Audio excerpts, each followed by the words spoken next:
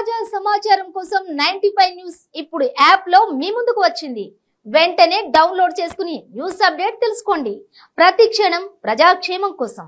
Welcome to 95 news. ప్రతి క్షణం ప్రజాక్షేమం కోసం నేను మీ మాధురి.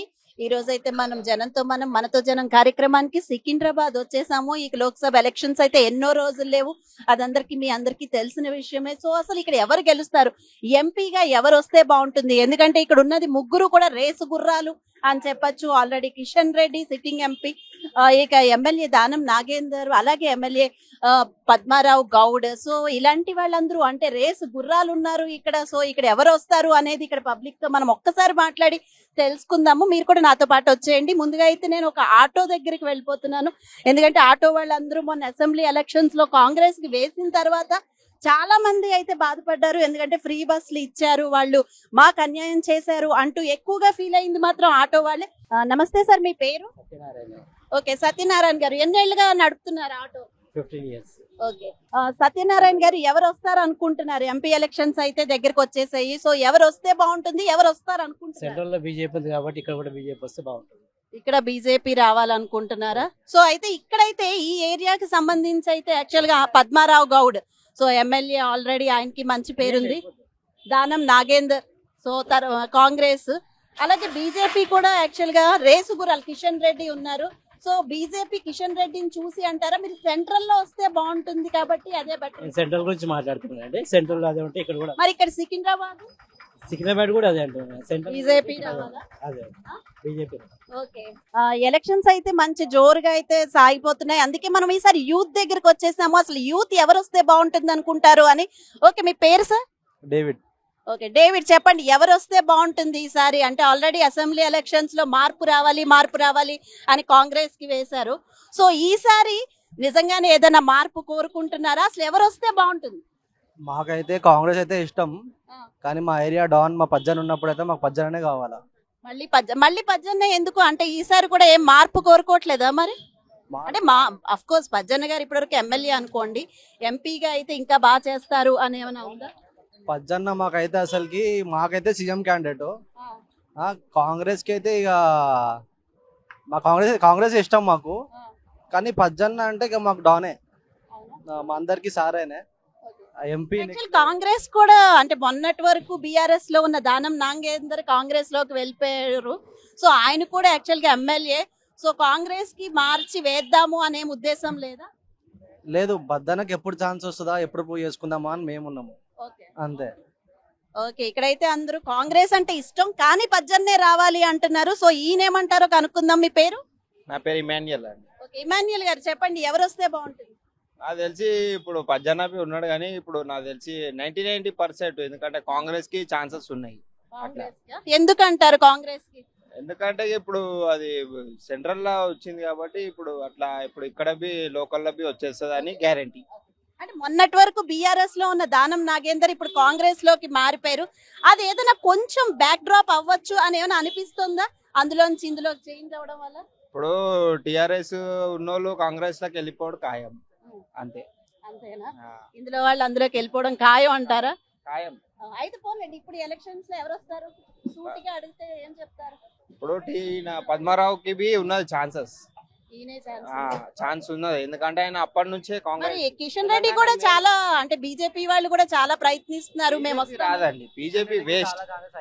కిషన్ రెడ్డికి అయిపోయింది, పజ్జన్న ఎంట్రీ ఇచ్చినాక అన్ని ఎగ్జిట్ లేక బీజేపీ అసలు రానేది. ఏదో దేవుని పేరు అడ్డం పెట్టుకొని అది బియ్యం పంచి అట్లా అంతే అండి. Thank you. ఓకే, ఇక్కడైతే పజ్జన్న ఎంట్రీ అయిన తర్వాత అన్ని ఎగ్జిట్లే అని అంటున్నారు. సో మరికొంతమందితో మాట్లాడేద్దాం. సార్ మీ పేరు? నా పేరు శ్రీనివాస్. శ్రీనివాస్ గారు ఏం చేస్తూ ఉంటారు? నేను ప్రైవేట్ జాబ్ అండి. ఇదే ఏరియానా మీరు? అవునండి. ఓకే సార్, అయితే ఎలక్షన్స్ అయితే రాబోతున్నాయి. సో ఎవరు వస్తారు అనుకుంటున్నారు? కాంగ్రెస్ అండి. కాంగ్రెస్ అంటే దానం నాగేందర్ ఉన్నారు ఇక్కడైతే, దానం నాగేందర్ వస్తారు అనుకుంటున్నారా? అవునండి. ఇక్కడైతే చాలా మంది అంటే ఇప్పటివరకు నేను ఎంక్వైరీ చేసిన దాంట్లో ఎక్కువ పజ్జన్న అంటున్నారు. ఆయన్ని అంటే ఓడించి కాంగ్రెస్ వస్తుంది అంటారా? అంటే అక్కడ వ్యక్తులను కూడా ప్రాధాన్యత తీసుకోవాల్సి ఉంటుంది. ఎందుకంటే మా పర్సనల్ ఒపీనియన్ తీసుకుంటే మీరు ఏదైతే వస్తే బాగుంటుంది అన్నప్పుడు నేను కాంగ్రెస్ వస్తే బాగుంటుంది. ఎందుకంటే టీఆర్ఎస్ మొత్తం స్కామ్లలో ఇరికిపోయింది. సొంత బిడ్డనే స్కామ్ లో ఇరికి, లిక్కర్ స్కామ్ లో ఇరికింది. అన్ని స్కామ్లు ఏ ఎమ్మెల్యే తీసినా కూడా అందరూ సంపాదించుకున్న వాళ్ళే. అంటే పబ్లిక్ ను పేద పబ్లిక్ ఏమీ రాలేదు అని అందుకనే ఈ టీఆర్ఎస్ ను గత ఎన్నికల్లో ఓడగొట్టారు. కాకపోతే టీఆర్ఎస్ ను గెలిపిస్తారని నేను అనుకోవట్లేదు. అంటే మార్పు రావాలి అని కాంగ్రెస్ కి వేశారు చాలా మంది. మళ్ళీ ఇప్పుడు కాంగ్రెస్ వచ్చిన తర్వాత మాకు అన్ని సరిగ్గా చెయ్యట్లేదు అనేవాళ్ళు కూడా కొంతమంది ఉన్నారు. అలాంటి వాళ్ళకి మీరు ఏం చెప్తారు? ఇప్పుడు 9 ఏళ్ళు పరిపాలించిన టీఆర్ఎస్ ప్రభుత్వంలో ఏం సంక్షేమ కార్యక్రమాలు అమలైనాయి మనం బేరీజ్ వేసుకోవాలి. 3 నెలల కాలంలో ఏమైనాయి? మనం ఇప్పుడు ఆ 9 ఏళ్ల కాలంలో ఒక్క పేద బిడ్డ కూడా ఒక రేషన్ కార్డు ఇయ్యలేని ప్రభుత్వం ఇంతకుముందు ఉన్న ప్రభుత్వం ఉండేది. ఒక రేషన్ కార్డు రాలేదు, ఒక డబుల్ బెడ్రూమ్ రాలేదు. అదే కాంగ్రెస్ హయాంలో ఇంతకుముందు ప్రతి ఊరిలో కనీసం ఒక ఇంద్రమ్మ ఇల్లు లేని ఊరు అనేది లేదు. నాకున్న పరిజ్ఞానం ప్రకారం నేను 2000 అంటే కేసీఆర్ కంటే ముందు నుంచే నేను తెలంగాణ ఉద్యమంలో ఉన్నాను. నేను డిగ్రీ చదివేటప్పటి నుంచి 2001లో కేసీఆర్ నుంచి నేను తెలంగాణ 2 సార్లు వాళ్ళని గెలిపించడానికి కూడా నేను టీఆర్ఎస్ కార్యకర్తగా పనిచేశాను.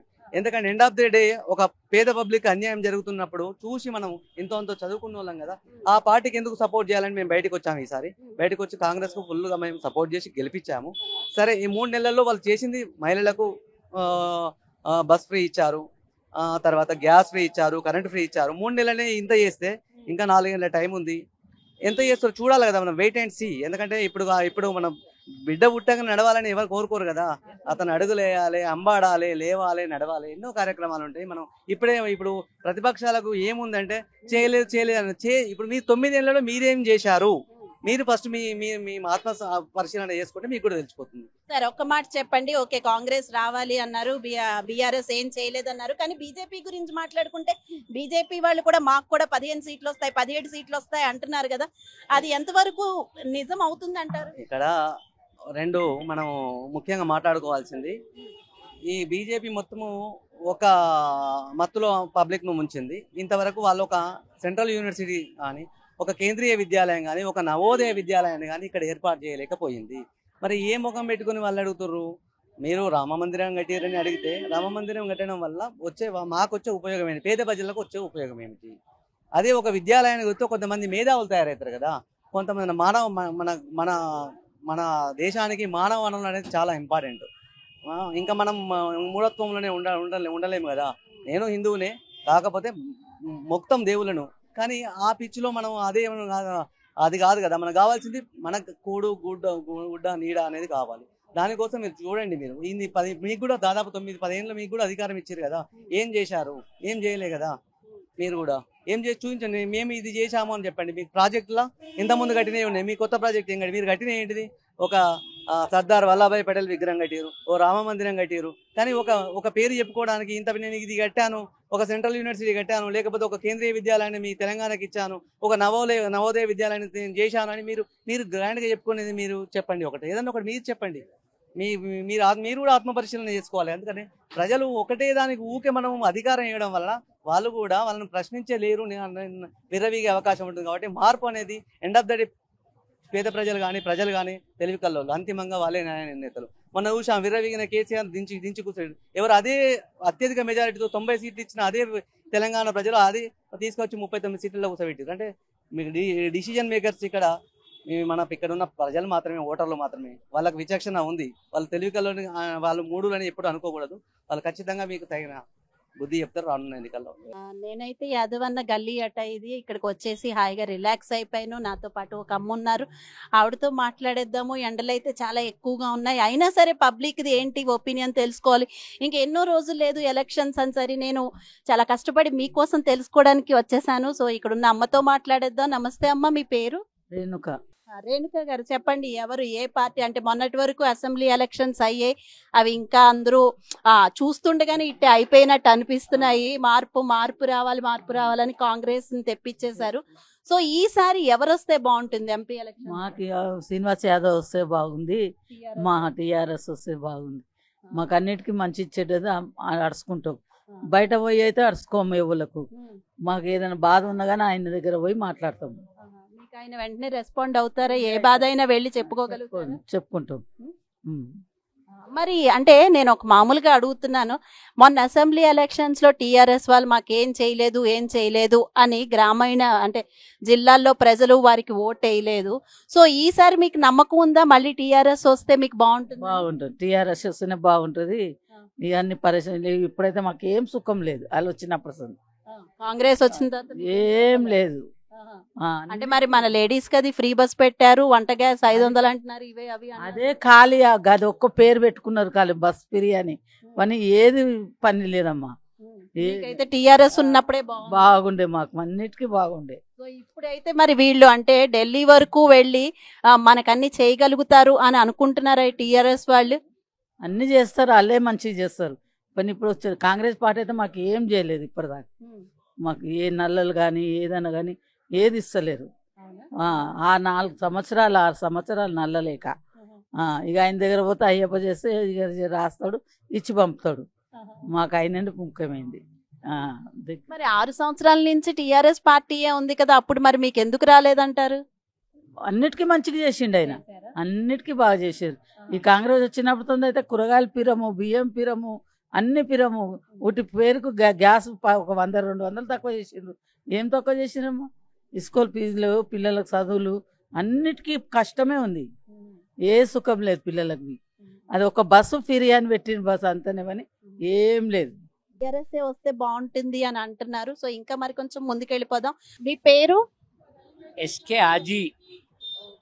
ఆజీ గారు చెప్పండి, ఎవరు వస్తారు అనుకుంటున్నారు ఇక్కడ ఈ ఏరియాలో? ఇది ఎవరు వస్తారో అది ఏ పార్టీ వస్తుందని చెప్పలేమండి. ఏ పార్టీ వస్తే బాగుంటుంది? ఏ పార్టీ వస్తుందనే నమ్మకం లేదు. ఏ పార్టీ రాకుండా ఎలాగ, ఏదో ఒక పార్టీ రావాలి కదా, ఏది వస్తే బాగుంటుంది? కంపల్సరీ చెప్పలేము ఏ పార్టీ వస్తుంది ఏ పార్టీ రాదు. ఇప్పుడు 4 పార్టీలు ఉన్నాయి. టిఆర్ఎస్ ఉంది, బీజేపీ ఉంది, కాంగ్రెస్ ఉంది, కమ్యూనిస్ట్ ఉంది, ఇండిపెండెంట్ ఉన్నారు. ఏ దానికి మనం చెప్పలేము. మిమ్మల్ని అడిగితే ఏ పార్టీ వస్తుందే బాగుంటుంది అజీ గారు అని అడిగితే ఏ పార్టీ చెప్తారు? అది చెప్పలేమండి. కేసీఆర్ ఉండే నడుచుండే 10 సంవత్సరాలు నడిపించిండు కేసీఆర్. ఏం బాధ లేకుండే. Current problem. మరి ఇప్పుడు మళ్ళీ బీఆర్ఎస్ పజ్జన్న గారిని నిలబెట్టింది కదా. కాంగ్రెస్ 4 నెలలు అయింది కాంగ్రెస్ వచ్చి, గానీ వాళ్ళు చెప్తున్నారు కరెంట్ మాఫ్ చేస్తాం అది. ఏం కరెంట్ మాఫ్ చేస్తున్నారు? ఇంటి కరెంట్ మాఫ్ చేస్తున్నారు, కమర్షియల్ ఏరియాలో డబ్బులు పెట్టేస్తారు. యూనిట్కు 15 రూపాయలు 20 రూపాయలు. మా ముక్కు కొట్టి మా ముక్కు కోసి మళ్ళా మా ముక్కు మాకు పెడుతున్నారు కాంగ్రెస్ అని. మరి బీజేపీ ఏమైనా వస్తే బాగుంటుందా? చెప్పలేమండి, ఏ పార్టీకి చెప్పలేం. బీజేపీ వస్తుంది, కాంగ్రెస్ వస్తుంది, టీఆర్ వస్తుంది, ఏ పార్టీకి చెప్పలేము. ఏ పార్టీకి చెప్పలేమని చెప్పి మనల్ని కూడా కొంచెం కన్ఫ్యూజన్ లో పెట్టేశారు. సో ఏ పార్టీ వస్తుందో వారికి కూడా తెలీదు అంటున్నారు. సో కాంగ్రెస్ అయితే ఏం చేయలేదు అన్నట్టే మాట్లాడుతున్నారు. అయితే బీఆర్ఎస్ బీజేపీలో ఎవరు వస్తారో తెలీదు అంటున్నారు. సర్లేండి, ఇంకా కొంతమందిని అడిగి తెలుసుకుందాము. ఈ రోజు మనం ఖైరతాబాద్ లో ఉన్నాము. జనంతో మనం మనతో జనం కార్యక్రమానికి స్వాగతం. ఎండలైతే చాలా వేడివేడిగా చాలా హాట్ గా ఉంది. అసలు అయినా సరే ప్రజలు వారి వారి పనులు చేసుకుంటూ, లీడర్స్ అయితే వాళ్ళ ప్రచార కార్యక్రమాల్లో చాలా బిజీగా ఉన్నారు. ఏ పార్టీ చూసినా చాలా జోరుగా ఉంది. సో ఇలాంటి టైంలో అసలు పబ్లిక్ ఎవరికి ఓటేస్తారు లేదా ఎవరు వస్తారు అని అనుకుంటారు అన్ని తెలుసుకోవడానికి మనం ఖైరతాబాద్ వచ్చేసాము. సో ఇక్కడ ఉన్న కొంతమందితో మాట్లాడదాం మనము. ముందుగా అయితే మనతో పాటు మీ పేరు? అప్కనా? హాజీ మేడం. ఓకే, ఎవరు వస్తారు అనుకుంటున్నారు? కౌన్సా party? Regular party madam, Congress వస్తుంది. కాంగ్రెస్? క్యూ కాంగ్రెస్ ఎందుకు అంటే పబ్లిక్ ఫేవరెట్ ఉంటది మేడం, అందుకోసం వచ్చేస్తుంది. యాక్చువల్ గా మీరు ఆటో నడుపుతారు కదా, కానీ ఆటో వాళ్ళందరూ కాంగ్రెస్ ఫ్రీ బస్ ఇచ్చింది అని చెప్పి చాలా బాధపడ్డారు. ఫ్రీ బస్ ఎందుకు ఇచ్చారు, మాకు అన్యాయం జరుగుతోంది అంటున్నారు. సో అయినా సరే ఈసారి ఎంపీ ఎలక్షన్స్ లో కూడా కాంగ్రెస్ రావాలని మీరు అనుకుంటున్నారా? రావాలి మేడం. రెగ్యులర్ పార్టీ ఉంటే కష్టం అయితే లేదు, వేరే పార్టీ వస్తే కష్టం అవుతుంది మేడం. Right, thank you. మీ పేరు? నా పేరు కుమార్ మేడం. ఓకే, కుమార్ గారు చెప్పండి, ఎవరు వస్తే బాగుంటుంది, ఏ పార్టీ వస్తే బాగుంటుంది? కాంగ్రెస్ వస్తేనే మంచిది. కాంగ్రెస్? ఓకే, అంటే దానం నాగేందర్ ఇప్పుడు బీఆర్ఎస్ నుంచి కాంగ్రెస్ వెళ్ళిపోయారు కదా. దానం నాగేందర్ పని మంచి చేస్తాడు మేడం. ఖైరతాబాద్ నుంచి మంచి చేస్తాడు, బందర్ చేస్తాడు, జూబ్లీ మంచి చేస్తాడు పని. అంటే నాకు ఒక చిన్న డౌట్, మీరు దానం నాగేందర్ ఉండడం వల్ల కాంగ్రెస్ వస్తే బాగుంటుంది అనుకుంటున్నారా, లేదంటే కాంగ్రెస్ పార్టీ మీ ఫేవరా? అంటే ఇప్పుడు దానం నాగేందంటే కాంగ్రెస్ నుండి కదా మేడం, ఆయన పని చేస్తాడు, మేము ఆయనకి ఓటేస్తాం. అయితే కాంగ్రెస్ రావాలి అనుకుంటున్నారు. Okay right, thank you. ఇక్కడైతే ఖైరతాబాద్ లో చాలా మంది జనం ఉన్నారు. సో మనం అలాగే వేడి వేడిగా ఉన్నా సరే హాట్ న్యూస్ తెలుసుకోవాలని వచ్చేసాం తొందరగా. ఇక్కడ చాలా మంది ఉన్నారు. ముందుగా ఇక్కడ ఒక ఆయన ఉన్నారు, వారితో మాట్లాడేద్దాము. నమస్తే అండి, మీ పేరు? నా పేరు బాలు అండి. ఓకే బాలు గారు, చెప్పండి. ఎలక్షన్స్ జోరు అయితే మంచి ఇదిగా ఉంది. సో ఇప్పుడు ఉన్న పార్టీలో ఏ పార్టీ వస్తే బాగుంటుంది అనుకుంటున్నారు? ఇప్పుడు ఉన్న సిచ్యువేషన్ లో కేంద్రంలో కాంగ్రెస్ వస్తే బాగుంటదమ్మా. అన్ని రేట్లు పెరిగిపోయినాయి. ఈ నరేంద్ర మోడీ బీద వాళ్ళకి మంచి చేస్తా 15 లక్షలు ఇస్తా అని ఒక్క రూపాయి ఎవరికి ఇచ్చింది లేదు, చేసింది లేదు. ఈసారి కేంద్రంలో కాంగ్రెస్ వస్తే బీద వాళ్ళు బతుకుతాం, మంచిగా ఉంటది. ఇంకా మన గుడక అలా పథకాలు ఉడక మంచిగా ఉన్నాయి, బీద వాళ్ళకి బాగుంటది. యాక్చువల్గా అసెంబ్లీ ఎలక్షన్స్ లో మార్పు కావాలి అని కాంగ్రెస్ కి వేశారు. కానీ కాంగ్రెస్ కి వేసిన తర్వాత కొంతమంది, అంటే అందరినీ అనట్లే, కొంతమంది మళ్ళీ విమర్శలు కూడా చేస్తున్నారు, మాకు ఇలా చేయలేకపోతున్నారు, కాంగ్రెస్ ఏం చెయ్యట్లేదు అన్నట్టు. సో వాళ్ళకి మీరు ఇచ్చే సమాధానం ఏంటి? ఇప్పుడు గెలిచి 4 నెలలు కూడా కాలేదమ్మా. 4 నెలలనే ఏం చేయలేరు. 10 ఏళ్ళ నుంచి ఇల్లు ఏం చేయలేరు. 4 నెలలనే ఏం చేయలేరు అంటే వాళ్ళకి సిగ్గుండాలి చెప్పనీకి. మనకే సిగ్గుండాలి, చెప్పేటోళ్ళకి సిగ్గుండాలి. ఇప్పుడు గెలిచి 4 నెలలు కాలేదు, 4 నెలలనే చేయలేదంటే ఒక 6 నెలలు సంవత్సరం చూడాలి. సంవత్సరం తర్వాత చేయలేదనుకో, చేయలేదని చెప్పి అప్పుడు నువ్వు తిట్టు, అదొక లెక్క ఉంటుంది. వీళ్ళు 9-10 ఏళ్ళ నుంచి ఏం చేయలేరు. గెలిచి 3-4 నెలలు కాలేదు, ఏం చేయలేదు అంటే బీఆర్ఎస్ కూడా మేము చాలా సంక్షేమ పథకాలు ఇచ్చాము, ఈసారి మళ్ళీ మేము వస్తాము అని ధీమా వ్యక్తం చేస్తున్నారు. ఇప్పుడు జిందేకిలా పార్టీ మర్చిపోవాల్సిందే పబ్లిక్. ఇంకా అయిపోయా, ఇంకా బీఆర్ఎస్ పార్టీ లేదు, టీఆర్ లేదు. మరి బీజేపీ గురించి ఏమంటారు? వాళ్ళు కూడా మాకు 15 సీట్లు వస్తాయి, 17 సీట్లు వస్తాయి. ఈడ ఒక్క సీటు 2 సీట్లు వస్తాయమ్మా. ఈడ వచ్చేది 13 నుంచి 14 సీట్లు కాంగ్రెస్ వస్తుంది తెలంగాణలో కాంగ్రెస్ నడుస్తుంది. ఇక్కడ కాంగ్రెస్ తప్ప ఇక్కడ ఎవ్వరు రారు. ఓకే రైట్, థ్యాంక్ యూ అండి. మీ పేరు? సంగమేశ్వరరావు. ఓకే సంగమేశ్వరరావు గారు, చెప్పండి అసలు ఈ ఖైరతాబాద్ కాన్స్టిట్యున్సీలో ఎవరు వస్తారు అనుకుంటున్నారు? అంటే ఖైరతాబాద్ పరంగా చూసుకుంటే బీజేపీ రావచ్చని మేము అనుకుంటున్నాము. కాకపోతే ఇప్పుడు సెంటర్లో మాత్రం బీజేపీ ఉంటే బాగుంటుందని చెప్పేసి మొత్తం ఆల్ ఓవర్ ఇండియా లెవెల్లో కూడా అంటున్నారు. నరేంద్ర మోడీ మొత్తం కుటుంబ పాలన కాకుండా ఆయన దేశం కోసము పెళ్లి చేసుకోకుండా అలా ఉన్నాడు కాబట్టి, మన జమ్మూ కాశ్మీర్లో కూడా కొన్ని జ్యూస్ పెట్టాడు కాబట్టి ఇక్కడ కూడా అలా ఉంటేనే బాగుంటుందని చెప్పేసి నరేంద్ర మోడీకి ఈ లాస్ట్ ఇది ఆయన చేసేది కూడా ఈ వన్ టైమే చేస్తాడని చెప్పేసి మేము అనుకుంటున్నాము. 2 years అయిపోయింది. ఈ ఆఫ్టర్ 5 years కూడా అతను ఉంటాడు లేదు కానీ ఇప్పుడైతే మోదీని గెలిపిస్తే బాగుంటుందని మేము అనుకుంటున్నాము. ఇప్పుడు స్టేట్ పరంగా చూసుకుంటే మాత్రం ప్రజెంట్ అయితే కాంగ్రెస్ పరిపాలన నడుస్తుంది. వాళ్ళకి బడ్జెట్ ఎలా యూజ్ చేసుకోవాలి, ఉచిత పథకాలు ఇచ్చేసి పబ్లిక్ ని చాలా ఇబ్బంది పెడుతున్నారు కాబట్టి ఉచిత పథకాలు తగ్గించేసి డెవలప్మెంట్ మీద కాన్సన్ట్రేషన్ పెడితే బాగుంటుందని అనుకుంటున్నాను. Okay right, thank you. Total గా అయితే బీజేపీ వస్తే బాగుంటుందని ఆయన అంటున్నారు, కాంగ్రెస్ వస్తే బాగుంటుందని ఈయన అంటున్నారు. మరి కొంతమంది ఏమంటున్నారో చూద్దాము. మీ పేరు? నా పేరు శంకరయ్య. ఓకే శంకరయ్య గారు, చెప్పండి ఎవరు వస్తే బాగుంటుంది అనుకుంటున్నారు ఈసారి ఎంపీ ఎలక్షన్స్ లో?